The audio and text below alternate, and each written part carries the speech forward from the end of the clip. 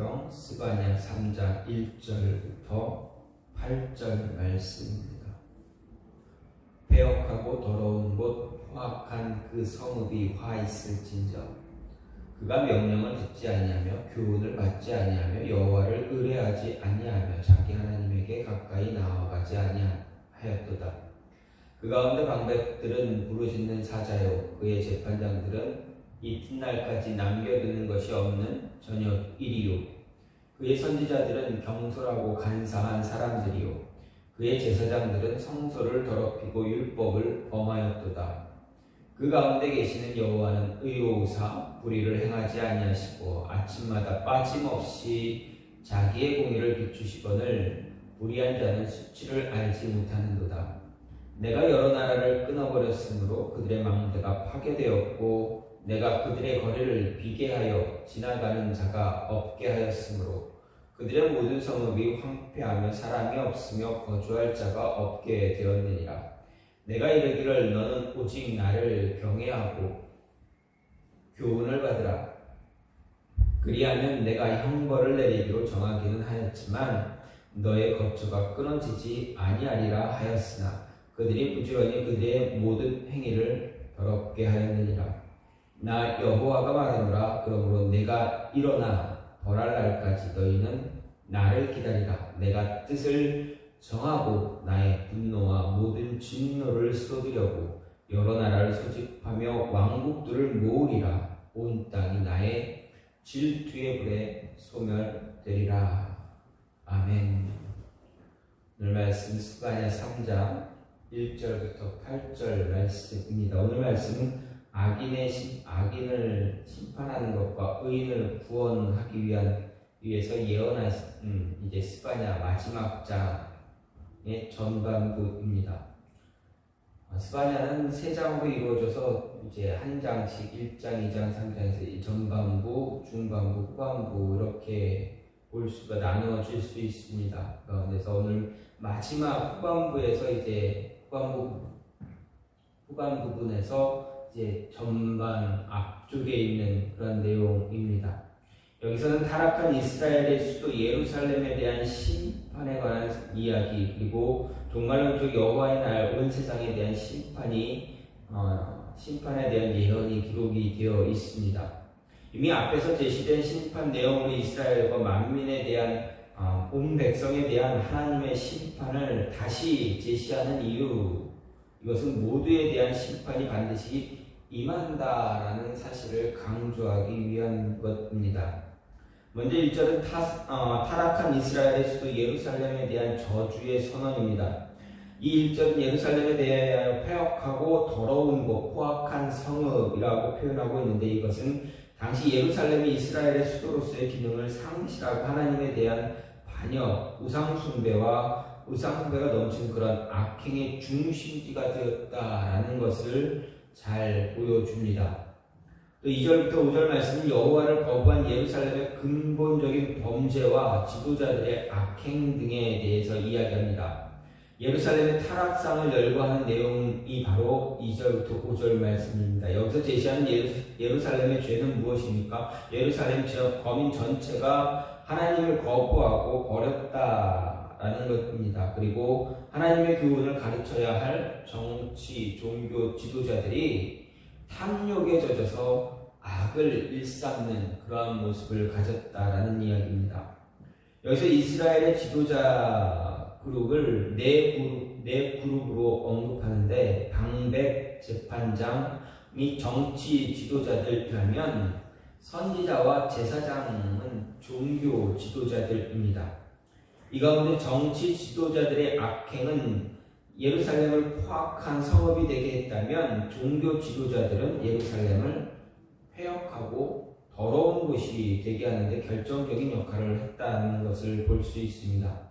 특히 5절 말씀을 보면 이들과 관련해서 그 가운데 계시는 여호와는 의로우사 불의를 행하지 아니하시고 아침마다 빠짐없이 자기의 공의를 비추시거늘 불의한 자는 수치를 알지 못하는도다 라고 해서 공의로우사 하나님께서 그들 가운데 계심에도 불구하고 죄를 깨닫지 못하고 하나님의 심판을 두려워하지 않는 그들의 영적 무감각을 지적하고 이를 통해서 그들이 필연적으로 하나님의 심판을 받을 수밖에 없다는 것을 이야기합니다. 그리고 6절과 7절 말씀은 예루살렘에 대한 하나님의 심판이 불가피한 이유로 이방 나라에 대한 하나님의 심판을 목도하였고 여호와의 분명과 약속을 들었음에도 불구하고 이스라엘이 악행을 지속한 사실을 말합니다. 이방 나라에 대한 하나님의 심판은 하나님께서 악인들을 용납하지 않고 공의로운 분이다라는 것을 보여주는 그러한 증거입니다. 그럼에도 예루살렘은 어떻습니까? 그런 하나님과 하나님의 심판을 두려워하지 않고 또 이스라엘을 향해서 형벌을 시행하는 가운데서도 긍휼을 베푸실 것을 약속하신 것을 무시하고 부지런하게 게으르지 않고 부지런하게 악을 행했다라는 것입니다. 이런 예루살렘에 대해서 하나님께서 심판을 내리시는 것 어쩌면 당연한 그런 모습입니다. 끝으로 오늘 말씀 8절 말씀은 마지막 여호와의 날 온 세상에 대한 심판에 관한 이야기입니다. 7절까지 내용과는 조금 다른 내용으로서 7절까지 내용이 타락한 이스라엘의 수도 예루살렘에 대한 심판이라면 8절은 온 세상을 향한 심판을 이야기합니다. 그래서 하나님은 내가 일어나 벌할 날까지 너희는 나를 기다리라 말씀하셨는데 여기서 너희는 하나님께서 남기신 자들을 가리키고 기다리라는 말씀으로 생각할 수가 있습니다. 즉 구심판이 아닌 너희는 심판이 아닌 구원을 기다리라라는 그런 의미라 볼 수가 있습니다. 어쨌든 이러한 말씀을 보면서 하나님께서 다시금 선지자를 통해서 심판에 관한 예언을 하셨음에도 불구하고 또다시 재차 심판에 관해서 예언하고 있는, 선포하고 있는 이유 무엇인가? 왜 하나님께서는 마지막 선언을, 마지막 예언을 예루살렘의 멸망에 관한 그런 최후의 통첩을 또다시 이야기하고 있는가 하는 것입니다. 그 이유는 무엇인가 보게 되면 먼저 말씀으로 내면을 더욱 강하게 세우시기 위해서다라는 것입니다. 2절 말씀 예루살렘 공동체의 근본적인 범죄에 대한 지적이라면 3절 4절은 예루살렘 더 나아가 유다를 대표하는 정치 종교 지도자들의 악에 대한 지적입니다. 이것은 유다와 예루살렘이 멸망의 저주를 듣게 된 원인이기도 합니다. 이와 관련해서 오늘 말씀을 보면 네 부류의 사람이 나오는 것을 볼 수가 있습니다. 곧 방백, 재판장, 선지자, 제사장입니다. 이 가운데 두 부류의 사람은 정치 지도자들, 그리고 두 부류는 종교 지도자들입니다.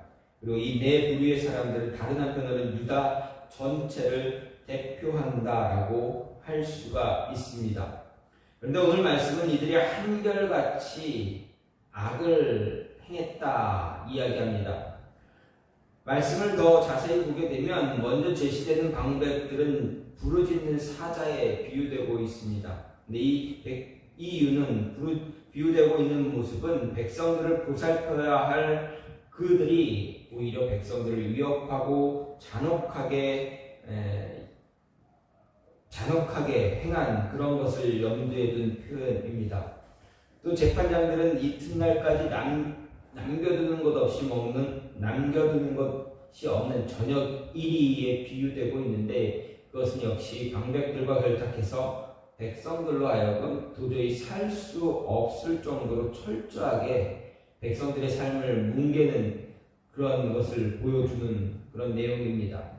선지자들은 경솔하고 간사하다 했는데 이것은 그들이 거짓 예언을 하며 겉과 속이 전혀 다른 자였다라는 것을 보여주고 제사장들은 성소를 더럽히고 율법을 범하는 자들이라 이렇게 말하는데 이것은 제사장들이 그들의 본래 신분이나 직분과는 상관없는 불경한 삶, 배역한 삶을 살았다는 것을 단적으로 지적하고 있습니다. 유다의 정치 종교 지도자들이 이렇게 타락해서 자신들의 본분과는 정반대로 행동했으니 백성들은 어떻습니까? 백성들은 고통을 당할 수밖에 없습니다. 그들이 당하는 고통은 영적으로 종교적으로 정말 극심할 정도로 느껴지는 당하는 그들이 극심하게 정말 상상할 수 없을 정도의 모습으로 그 고통을 당하고 있는 것을 볼 수가 있습니다. 이는 예루살렘 왜냐하면 양떼는 목자들이 인도하는 길로 행하기 마련이기 때문이지만 타락한 지도자를 쫓아 행함으로 인해서 이제 백성들 또한 이제 지도자들과 같은 부패한 모습으로 부패한 길로 하나님의 걸어감으로 인해서 하나님의 심판을 받을 수밖에 없게 되었습니다. 이것은 예루살렘이 멸망의 심판을 당하게 된 근본 요인이 어디에 있는가 잘 이야기해 줍니다. 물론 예루살렘이 멸망한 이유는 바벨론 대군이 침공했기 때문입니다. 바벨론이 쳐들어왔기 때문에 예루살렘은 멸망할 수밖에 없었습니다. 하지만 그것은 예루살렘이 멸망한 보여지는 표면적인 이유에 불과합니다.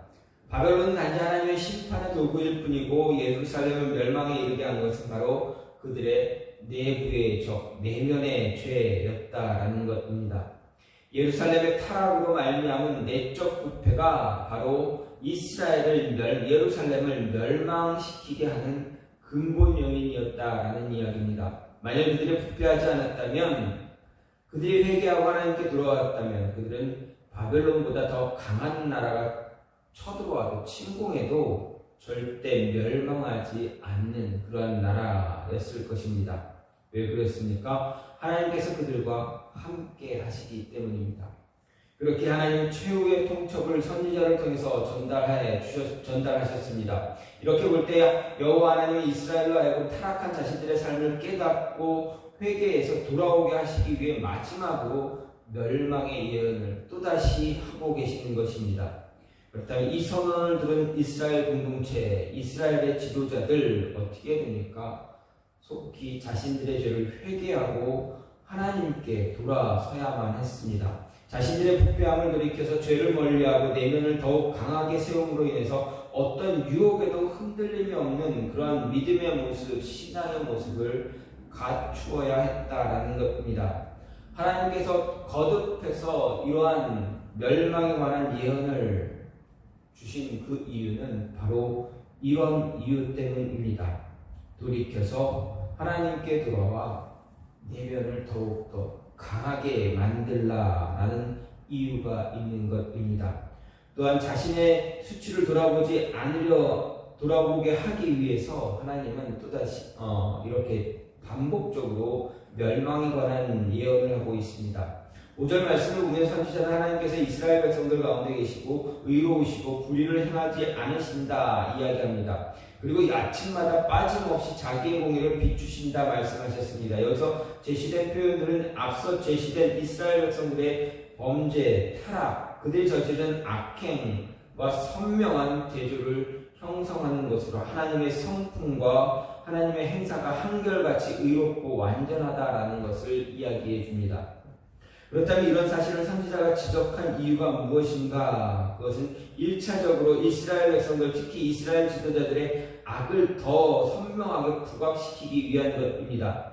이와 관련해서 선지자는 본절 말미에서 불의한 자는 수치를 알지 못하는도다 이렇게 말하고 있는데, 이는 하나님은 변함없이 자신의 의로우심을 나타나시는데도 그들은 이런 하나님의 행사를 보면서도 뻔뻔하게도 불의를 고집하고 불의를 저지르면서 수치를 깨닫지 못하고 있다는 것을 드러내주고 있습니다. 하지만 오늘 말씀에서 제시한 하나님의 이런 역사, 하나님의 행사는 단지 그들의 악함을 드러내는 데만 목적이 있는 것입니까? 그렇지 않습니다. 이스라엘의 악을 드러내는 데만 목적이 있는 것이 아니라 더 중요한 것이 그 안에 있다. 더 중요한 목적이 있다는 이야기입니다. 바로 그들로 하여금 매일 아침마다 빠짐없이 자기의 공의를 비추시는 하나님 앞으로 나와 자신의 죄를 살피고 뒤돌아보고 돌이키고 그 모든 허물과 죄, 어둠을 멀리하고 오직 하나님을 경외하는 삶을 살게 하기 위한 것이다 라는 이야기입니다. 하나님 이스라엘이 비록 자신이 택한 백성이라 해도 스스로 자기 죄를 죄악 때문에 볼 수 없고 단 하루라도 방치한다면 또다시 죄에 물들고 불의를 자행하게 될 것을 너무도 잘 알고 계셨습니다. 그렇기 때문에 하나님은 그들 가운데 계시고 매일 아침에 어김없이 떠오르는 태양과 같이 자신의 의로우심을 지속적으로 드러내 보이셨습니다. 자신의 의로운 뜻을 깨닫게 해 주시고 있었습니다. 마땅히 이스라엘 백성들은 자신들 가운데 계신 하나님 그분을 본받기 위해서 힘쓰고 그분의 이 행사를 따라서 행하고 인도를 따라 살아야만 했습니다.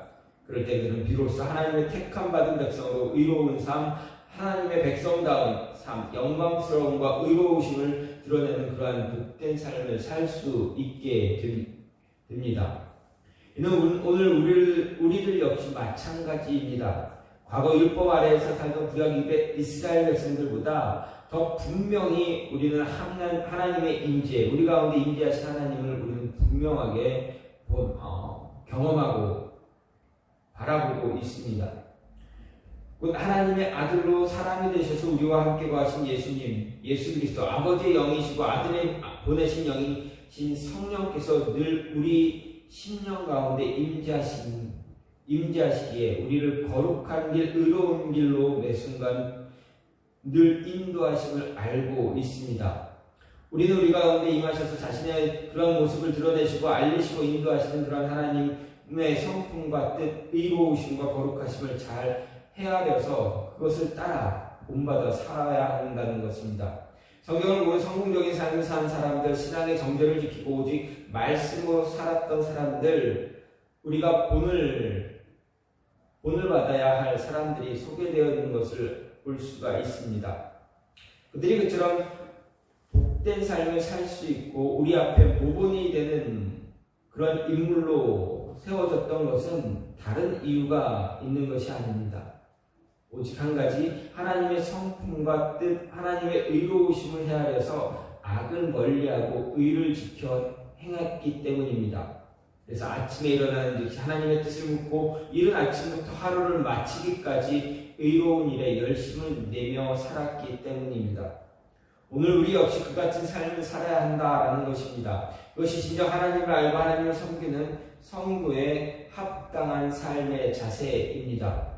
선지자는 우리에게 이런 삶을 살게 하기 위해서 여호와 하나님의 마지막 통첩인 멸망에 대한 예언을 다시 또 선포하고 있다라는 것 잊지 말아야 합니다.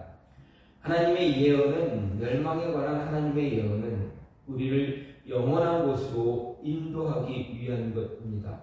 단순히 우리의 죄를 드러내서 그것을 심판하기 위한 목적이 아니라 우리에게 우리의 죄를 드러내게 하심으로 인해서 우리가 그 죄를 통해서 하나님께 돌이키고 하나님 앞에 다시 한번 무릎 꿇고 말씀에 따라 바르게 하나님이 원하시는 모습대로 살아가게 하시기 위한 것이다라는 것을 잊지 말아야 합니다. 마지막으로 하나님께서 이러한 예언을 반복적으로 하신 이유, 완전한 구원을 이루기 위해서입니다. 8절 말씀을 보면 나 여호와가 말하노라. 그러므로 내가 일어나 뜻을 정하고 나의 분노와 모든 진노를 쏟으려고 여러 나라를 소집하며 왕국들을 모으리라. 온 땅이 나의 질투의 불에 소멸되리라. 이렇게 이야기했습니다. 이 8절 말씀은 해석에 많은 어려움이 따르는 그런 말씀입니다. 이 말씀에서 가장 어려운 것은 바로 너희가 누구를 가리키느냐 하는 것입니다. 앞에서도 간단하게 말했지만 이 너희라는 이 말이 누구를 가리키느냐 하는 것 때문에 매우 어렵습니다. 만일 이 8절 말씀이 7절에 이어지는 말씀이라 생각했을 때 너희는 타락한 예루살렘의 지도자들, 그리고 더 나아가서 예루살렘 거민들을 가리키는 것입니다. 그리고 이것이 맞다면 본절에 기다리라 라는 말씀은 무엇입니까? 심판을 기다리라는 이야기가 됩니다. 하지만 후반부를 보게 되면 하나님의 심판의 대상으로 제시되는 대상은 이스라엘뿐 아니라 여러 나라들, 온 땅, 온 세상입니다. 그래서 이 8절에 너희는 타락한 예루살렘의 지도자들과 거민들을 가리키는 것으로 생각할 수 없는 것입니다. 특별히 기다리라는 말은 히브리 원어로 악망하다, 바라라라고 번역되는 말로 심판을 기다리라는 부정적인 어조의 말보다는 긍정적이고 소망적인 말씀입니다. 즉 구원을, 하나님의 도우심을 바라라, 악망하라 라는 것입니다. 또한 오늘 말씀 후반부에 내가 뜻을 정하고 나의 분노와 모든 진노를 쏟으려고 여러 나라를 수집하여 왕국들을 모으리라, 온 땅이 나의 질투에 불에 소멸되리라 하는 이 말씀은 불의한 세상에 대한 하나님의 종말론적인 심판을 예언하는 그런 요엘서 3장 2절과 12절, 스가랴서 14장 2절과 같은 뜻을 갖고 있습니다. 즉 8절 후반부는 불의한 세상에 대한 하나님의 마지막 심판 예언을 제시하고 있다는 말씀입니다. 이렇게 본다면 8절에서 너희는 2장 3절에서 언급된 여호와의 규례를 지키는 세상의 모든 겸손한 자들입니다. 곧 유다의 남은 자들입니다. 이 유다의 남은 자들로 대표되는 온 세상 만민 중에 하나님께서 택하신 하나님을 경외하는 그러한 남은 자들을 가리킨다라고 볼 수 있습니다. 따라서 너희는 기다리라 이 말씀은 온 세상에 있는 만세대의 경건한 성도들, 죄악된 세상에서도 믿음을 지키며 살아가는 이들을 향해서 하나님의 구원을 기다리라라는 그런 의미의 말씀입니다.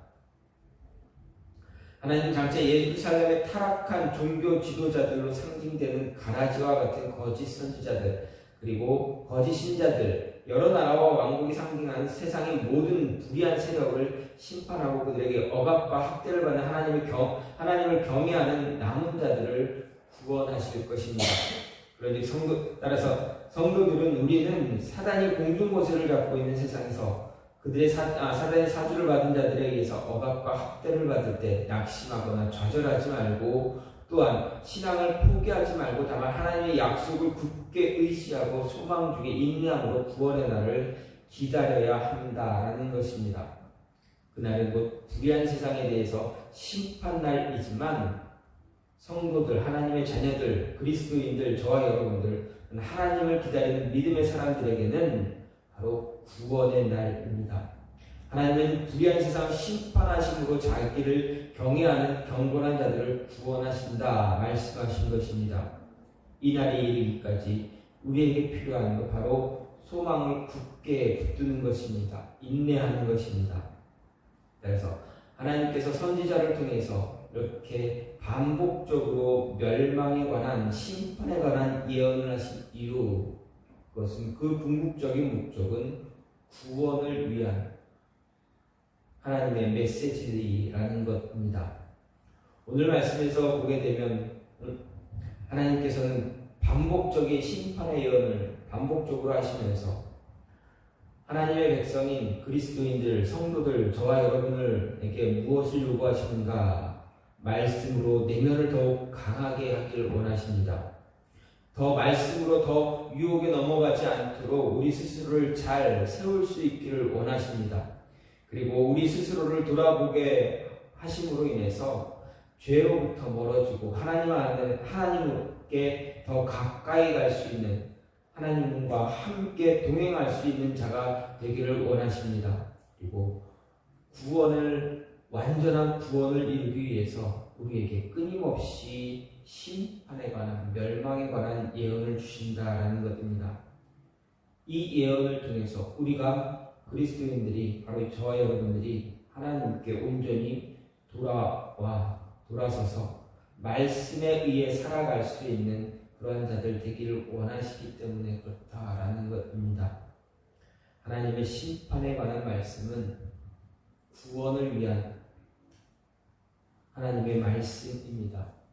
하나님이 간절히 저와 여러분을 구원의 길로 인도하시기 위한 것이다 라는 것 잊지 마시고, 이 말씀을 보면서 우리의 모습을 뒤돌아보고 우리의 삶을 뒤돌아보면서 말씀에 의한, 말씀을 따라가는 그러한 하나님의 자녀들, 하나님의 백성 되기를 간절히 소망합니다.